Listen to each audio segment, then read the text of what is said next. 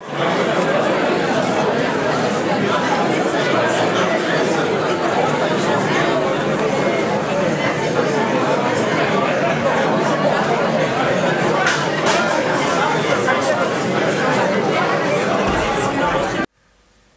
lancer le film donc, que nous avons réalisé demi-mandat, devrait durer une dizaine de minutes, et ensuite je prendrai la parole pour finaliser cette cérémonie. C'est pour ça que je tiens à rassurer les personnes nombreuses debout. S'il n'y a pas assez de chaises pour tout le monde, c'est parce que cette soirée ne va pas durer 2h30, ne vous inquiétez pas. Et je tiens immédiatement à vous rassurer. Voilà, député, Madame la sénatrice, Mesdames et Messieurs les élus régionaux, Madame la conseillère départementale et maire de Nilvange, chère Alexandra, Monsieur le conseiller départemental et maire de Homboro, que j'ai vu arriver, Monsieur le président de la communauté d'agglomération Porte-de-France-Thionville, Mesdames et Messieurs les maires et élus municipaux, Monsieur le maire honoraire, que j'ai vu arriver, il est au fond de la salle, Monsieur le lieutenant Duprat, chef de l'unité opérationnelle des sapeurs-pompiers d'Angevillers, Monsieur le major Marzadek, Messieurs, les agents de la police pluricommunale, Mesdames et Messieurs les conseillers du CMJ, Mesdames et Messieurs les agents communaux, Monsieur le proviseur du lycée Marie-Sébastier, Madame la principale du collège Marie Curie, Madame Depaeva, j'ai vu également arriver, Mesdames et Messieurs les présidents du monde associatif, Mesdames et Messieurs les commerçants, artisans, professionnels de santé, Mesdames et Messieurs en vos divers grades et qualités, pour n'oublier personne. Chers Fenchoises, chers Fenchois, chers amis, cette cérémonie c'est avant tout la vôtre. Et je sais, vous qui êtes présents ce soir, que cette... Je me suis perdu. À vous toutes et tous qui êtes présents ce soir et au-delà, les habitants et habitantes de notre village, j'adresse mes salutations chaleureuses et vous adresse dès à présent mes vœux de bonne et heureuse santé. Que cette année vous voit tous en bonne santé et que cette année soit une année de bonheur et de réussite professionnelle et personnelle. Ces vœux sont une tradition à laquelle je suis particulièrement attaché, tout comme vous l'êtes aussi, je le sais.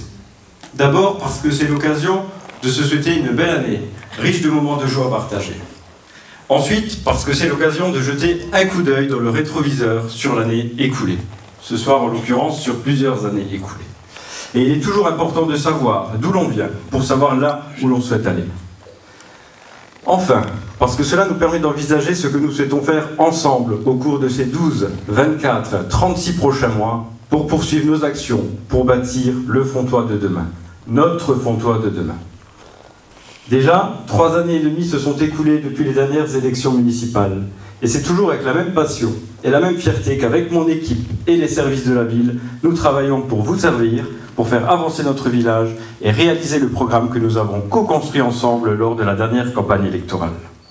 Et là, je me tourne également vers les élus du conseil municipal pour les remercier pour leur patience, pour me supporter au quotidien depuis maintenant 3 ans. Et j'en entends déjà peut-être certains qui se disent vivement la fin du mandat, j'en peux plus.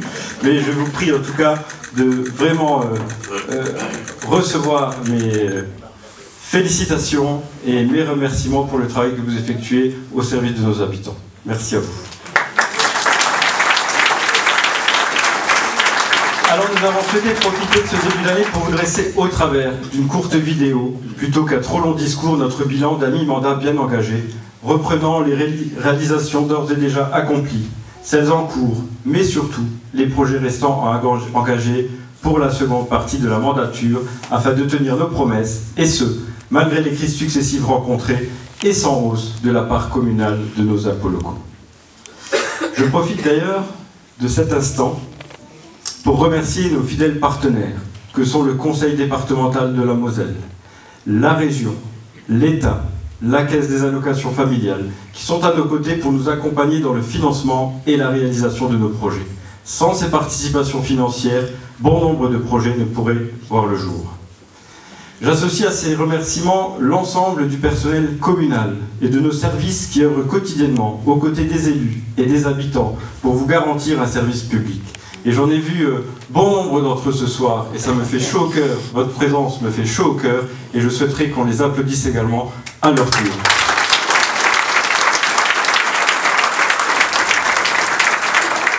Alors rassurez-vous, je ne vais pas revenir sur tous les points détaillés dans la vidéo, car je souhaite que cette soirée nous permette avant tout d'échanger ensemble. Je vais donc essayer d'être bref. Et comme l'a écrit l'auteur d'Escrea, parler c'est bien, mais agir c'est mieux. Pour ne pas faire redondance avec le film, qui dresse un tableau plutôt positif de nos actions communales, je souhaiterais aborder avec vous deux sujets, deux compétences qui me tiennent à cœur, qui m'inquiètent et pour lesquelles je suis fréquemment sollicité par nos administrés en tant que maire, mais également en tant que conseiller départemental. Ce ne sont pas des sujets simples. Le résultat de nos actions dépendra de choix politiques forts, défendus par nos élus, messieurs les députés, messieurs, dames les sénateurs, conseillers régionaux et départementaux que nous sommes, mais aussi des décisions prises au plus haut sommet de l'État, car un maire seul ne pourra infléchir la tendance. Je voudrais parler de deux compétences essentielles à l'attractivité de nos villages, la mobilité et la santé.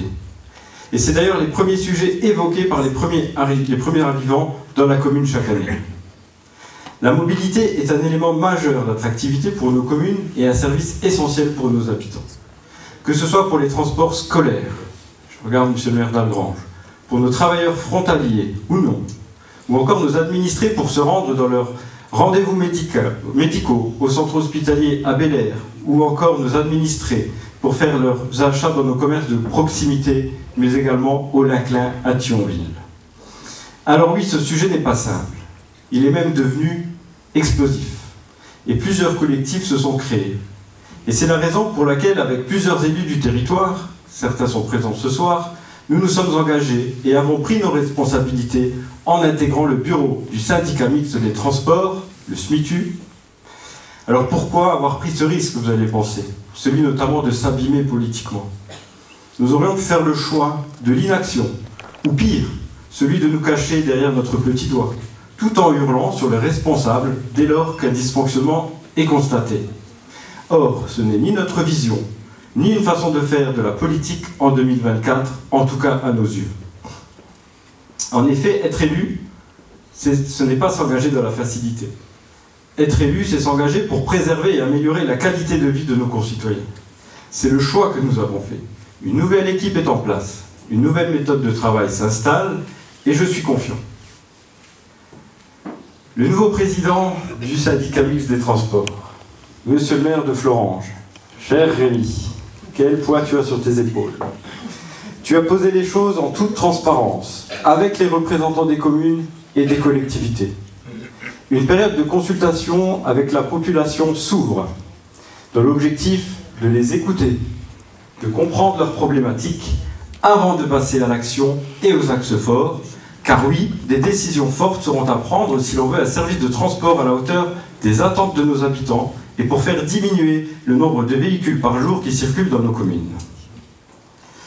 Concernant notre engagement sur la mobilité, sur les mobilités, il ne date pas d'hier, mesdames et messieurs, ni d'avant-hier, avec Alexandra Repstop-Pina, maire de Nilvange, et ma collègue au conseil départemental depuis, dès 2020, alors que nous n'étions encore que des candidats au municipal, nous avions reçu M. Maillard, habitant d'Omès et ancien ingénieur de la SNCF, que je tiens à remercier ce soir. Il n'a pas pu être présent, je l'avais invité, pour son engagement et son dévouement sur ce dossier.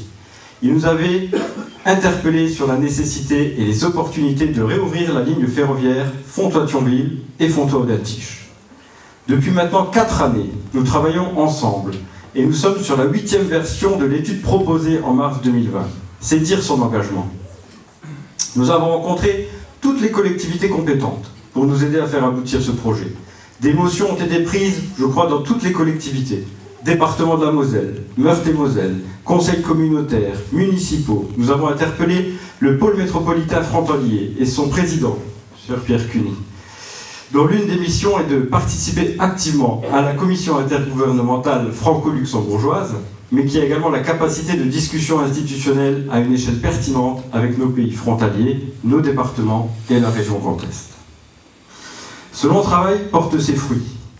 Ce projet et ses enjeux font à présent l'unanimité auprès des élus de tous bords, et une action collective devrait d'ici peu être organisée pour montrer à la région Grand Est toute sa pertinence. Car à ce jour, c'est la collectivité qui a les capacités à faire bouger les lignes. Elle vient d'ailleurs de l'annoncer dans le secteur vosgien, où plus de 90 millions d'euros vont être mis sur les rails entre 2023 et 2028 pour 3 lignes ferroviaires, ma chère Véronique. Un dossier que David Valence a apporté depuis de nombreuses années. Qui osera dire que ce qui est possible dans les Vosges ne l'est pas en Moselle? Qui osera dire ce qui est possible dans les Vosges ne l'est pas en Moselle? On le dit toujours, là où il y a une volonté, il y a un chemin.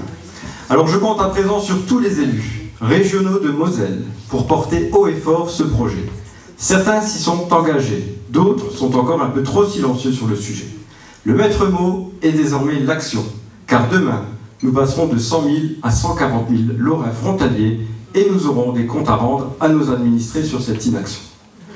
Pour 2024, je forme le vœu que tous les élus, et je dis tous les élus concernés, ce député, qui se sentent concernés, de près ou de loin par cette problématique, se retrouvent autour d'une table ou à bord d'un train pour aller convaincre nos décideurs régionaux, mais également nos États, français et luxembourgeois, de l'importance et de l'urgence pour éviter une saturation de nos routes départementales, de nos communes, et urgence pour le climat, car s'il y a un projet qui pourrait participer à la réduction de gaz à effet de serre, messieurs, dames, c'est bien celui-ci. Je compte sur vous. Bravo.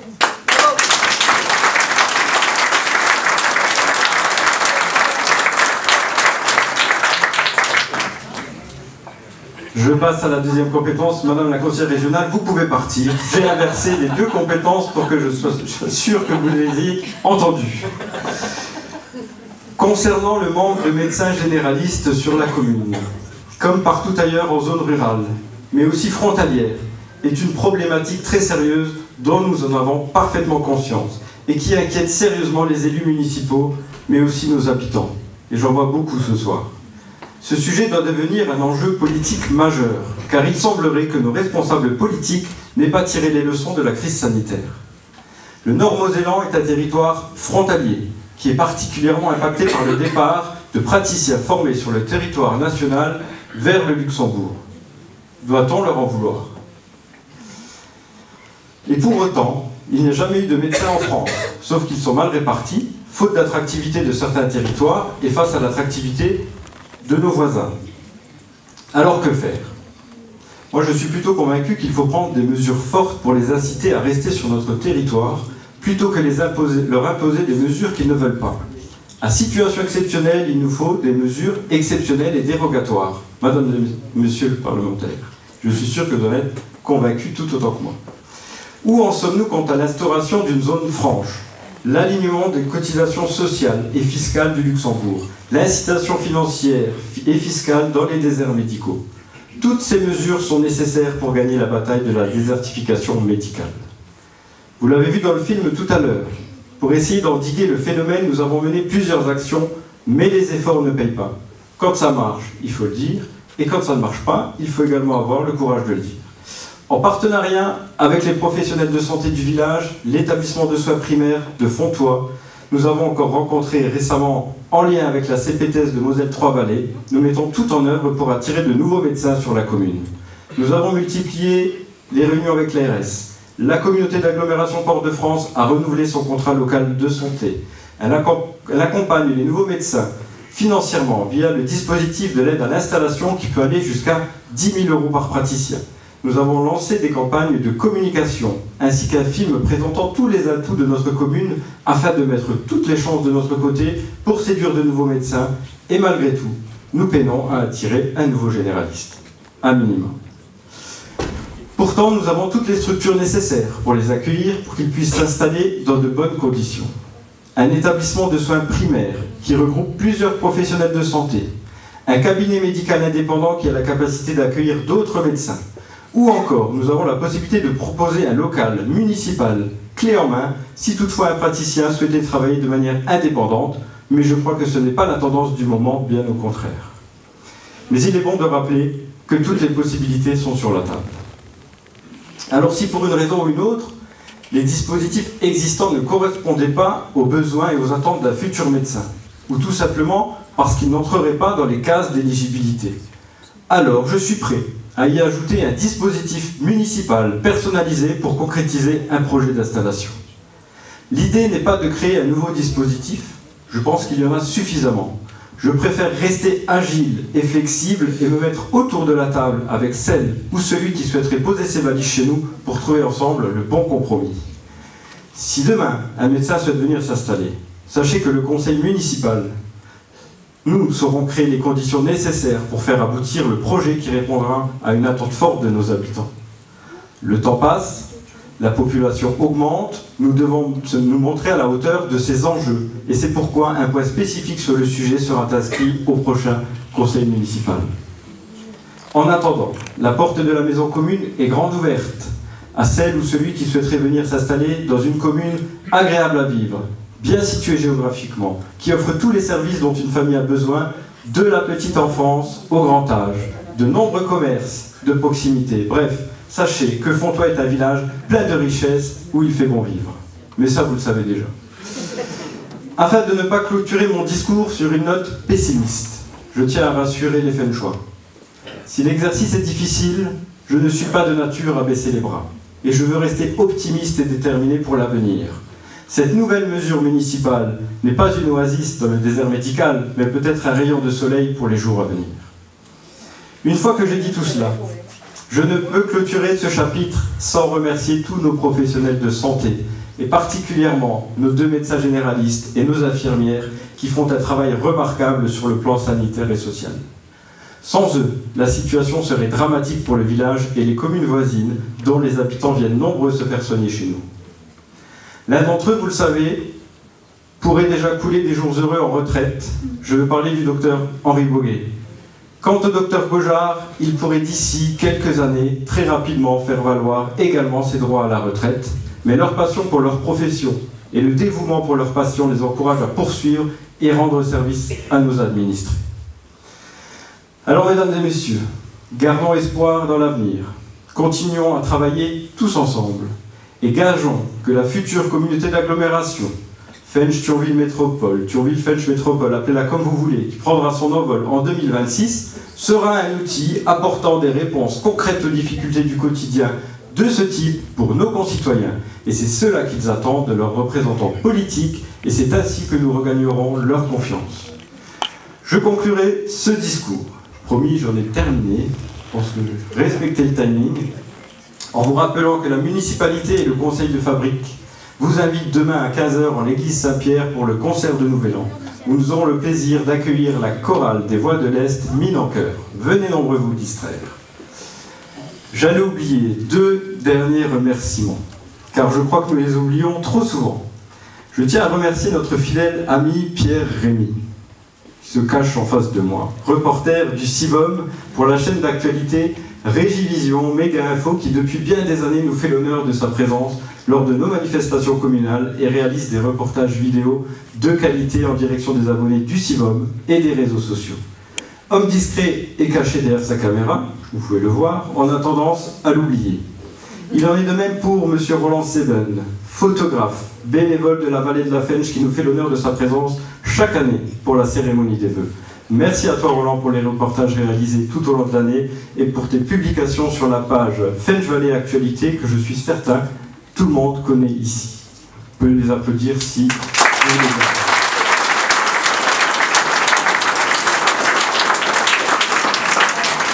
Alors je pense qu'on va pouvoir passer à la partie conviviale de la soirée autour d'une animation musicale assurée par le très sympathique artiste du soir, Mathieu Caillotot, qui nous fait l'honneur de sa présence ce soir.